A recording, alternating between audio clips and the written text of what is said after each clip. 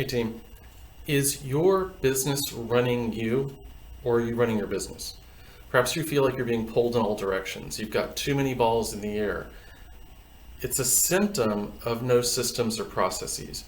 Okay, and you don't need to make that more complicated than it is. Everybody seems to try to make it really hard. Basically, everybody, I mean like consultants and folks like me generally, because they want you to be dependent upon them. I don't want you, I don't want that for you. Okay? Start by writing stuff down, the stuff you do every day. Write it down. I prefer Google Docs, but you can use whatever archive, whatever you want. But start getting that stuff, that long-term memory stuff out of your head and onto paper, onto virtual paper. You can then start to organize it. Ultimately, it will become your playbook, okay? But it can be as simple and as mundane as who's our water vendor? Because we're running out of water, need to order more. Okay, who do we buy paper from? Write that stuff down. How do we answer the phone?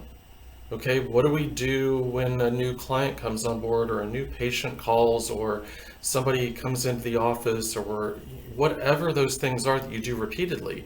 Okay, how do you fetch your bank statements and upload them for your accountant?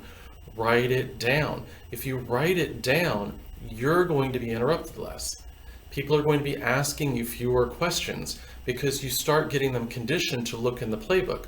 Look for the resource. Look, and you have a file, you organize it after a while and stuff. It's one of the things we do in the Best Small Business in the World program, but it's just one thing. It's a great first step, okay? It's a great start to get from that point in time when that you feel like your business is running you, you never have any time or availability, you can't breathe, you're stressed out all the time.